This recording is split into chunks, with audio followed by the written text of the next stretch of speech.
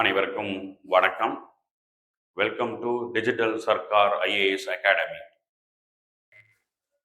இன்னைக்கு வகுப்புல நம்ம பார்க்க போறது சாகித்ய அகாடமி விருது. இந்த சாகித்ய அகாடமி விருது பெற்ற தமிழ் நூல்கள் பார்க்க போறோம். இந்த தமிழ் நூல்களை யார் எழுதியிருக்கா அப்படிங்கிறதையும் பார்க்க போறோம். அது போக இந்த தமிழ் நூல்களை எப்படி நம்ம ஈஸியா ஞாபகம் வச்சுக்கிறது, நிமோனிக்ஸ் அடிப்படையில எப்படி ஞாபகம் வச்சுக்கிறது அப்படிங்கிறத இன்னைக்கு வகுப்புல பார்ப்போம். சாகித்ய அகாடமி விருது. இதுல நம்ம முதல்ல பார்க்க போறது பாத்தீங்க அப்படின்னா தமிழ் இன்பம். இந்த நூல் எழுதியவர் ராபி சேதுப்பிள்ளை. தமிழ் இன்பம் இந்த நூலை எழுதியவர் ராபி சேதுப்பிள்ளை.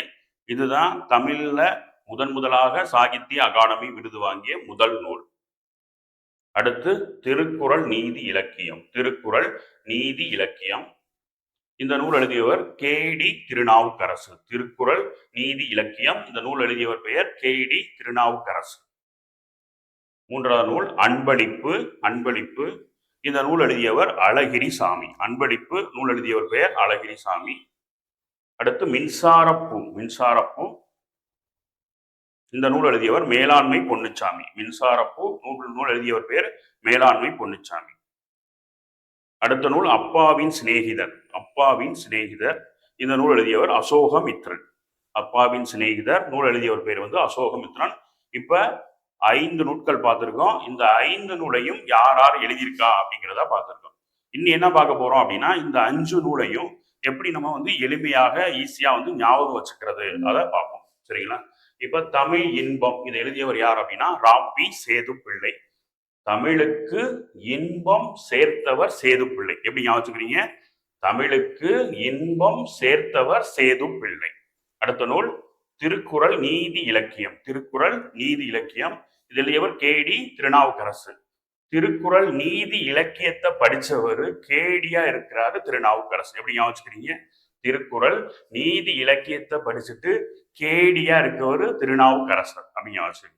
அடுத்து அன்பளிப்பு அழகிரிசாமி. யாருக்கு நிறைய அன்பளிப்பு கொடுக்கணும் அப்படின்னா அழகிரிசாமிக்கு தான் என்ன கொடுக்கணும்? அன்பளிப்பு கொடுக்கணும். அன்பளிப்பு வழங்க வேண்டியவர் அழகிரிசாமி. அடுத்து மின்சாரம் அப்படின்னா கரண்ட். இந்த மின்சாரத்துக்கு என்ன தேவை? மேலாண்மை, அதாவது மேனேஜ்மெண்ட் வேணும்.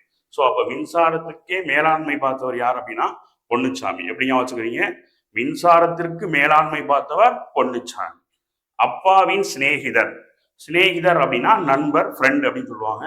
அப்பாவுடைய சிநேகிதர் அல்லது நண்பர் யார் அப்படின்னா அசோகமித்ரன். எப்படி வச்சுக்கணும் அப்படின்னா அப்பாவின் சிநேகிதர் அசோகமித்ரன். சரியாப்பா?